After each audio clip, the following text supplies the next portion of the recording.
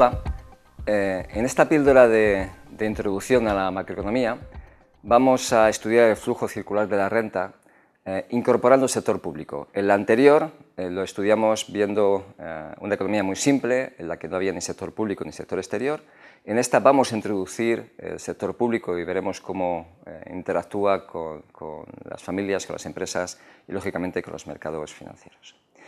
Tenéis ahí en rosa las incorporaciones, los flujos que lleva consigo la consideración de que existe un sector público en la economía, de que hay ayuntamientos, comunidades autónomas, gobiernos que toman decisiones de gasto, de ingresos, etc. Bien, se simplifica mucho el tema, lógicamente la realidad es mucho más compleja, pero ¿qué es lo primero que pensamos? El sector público lo que hace es recaudar impuestos, que le representamos con la letra T.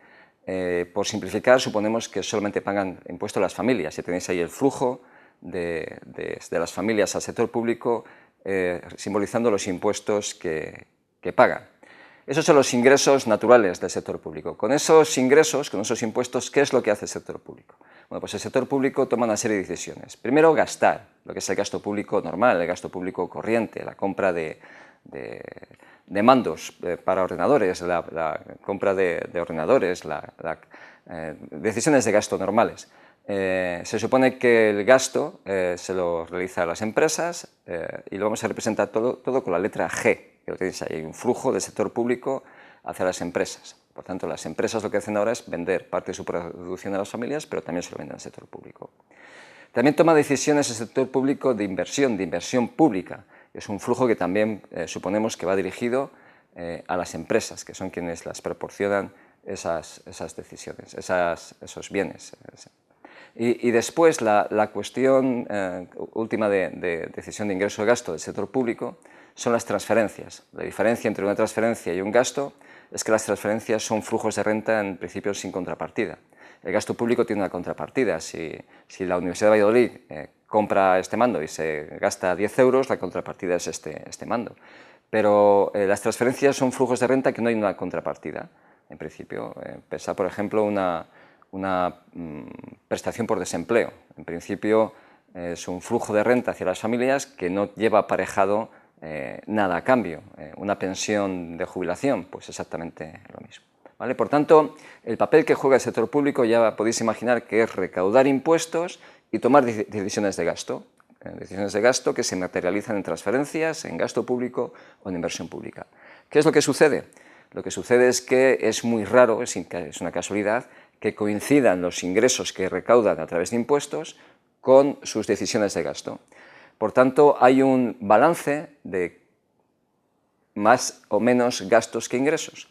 Y lo normal es pensar que son mayores los gastos que los ingresos. Y esa diferencia, que tiene un nombre y que ya todos podéis intuir, que es el déficit público o déficit presupuestario, se financia a través de los mercados financieros.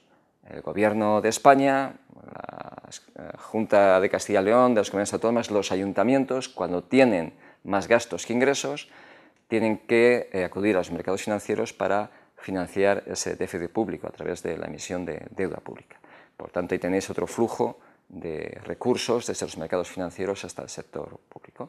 Bien, esta incorporación del sector público a nuestra economía altera la relación de recursos y empleos, de tal forma que ahora las familias tienen como recursos la renta que obtienen más las transferencias que perciben del sector público. Los empleos ya no solamente es consumo y ahorro, es consumo y ahorro después de pagar los impuestos que tienen que pagar. Las empresas siguen teniendo el mismo empleo, que es la renta que va a manos de las familias, pero en este caso tienen como recursos las distintas, digamos, finalidades de la producción que generan. El consumo, la inversión privada, la inversión pública y el gasto. Estos son, digamos, los distintos componentes del gasto que se materializan en la venta de su producción. El papel del sector público es que tiene unos recursos, digamos, ordinarios, que son los impuestos, y también lo que obtiene a través de pedir prestado a los mercados financieros, DP, déficit público, y unos empleos que, como he dicho, es el gasto, las transferencias y la inversión pública. Y después está el mercado financiero, los mercados financieros, que tienen como recursos el ahorro de las familias y dos empleos. Por un lado, la financiación de la inversión privada y, por otro lado, la financiación del déficit público de las administraciones públicas, del sector público. Al final, las relaciones que existen son más interesantes y más reales. Primera cuestión, las familias, su renta disponible ya no coincide con la renta, como en la píldora anterior. La renta disponible será la renta más las transferencias que reciben menos los impuestos que pagan. Entonces, después de sumar las transferencias y restar los impuestos, esa renta disponible la distribuyen entre consumo y ahorro. En cuanto al equilibrio del mercado de bienes, la igualdad, la identidad, en este caso, de la renta y con la demanda agregada, ahora la demanda agregada tiene más componentes. Tiene el consumo, la inversión privada, la inversión pública y el gasto público. Si sumamos inversión privada e inversión pública, tenemos que la demanda agregada tiene tres componentes: consumo, inversión, que insisto es la suma de inversión privada e inversión pública, y el gasto público. Después está lo que representa el comportamiento del sector público. El déficit público más los impuestos deben ser iguales al gasto más las transferencias más la inversión pública. Si operamos, que es la línea que tenéis debajo, podríamos agrupar por un lado la suma del gasto más las transferencias menos los impuestos. Eso es el menos ahorro público, ¿vale? Por tanto, podríamos decir que el déficit público es inversión pública menos ahorro público. Ahorro público es SP. Bien. Y al final, abajo, lo que resume el comportamiento de los mercados financieros: el ahorro privado debe ser idéntico a la suma de la inversión privada más el déficit público, pero como el déficit público es inversión pública menos ahorro público, operando tenemos que en esta economía se sigue dando la igualdad, como no puede ser de otra forma, de que el ahorro de la economía debe ser idéntico a la inversión. Esta situación cambiará en la siguiente píldora que vamos a ver, en la que veremos sin ningún tipo de problema, de una forma muy sencilla, el papel que tiene el sector exterior.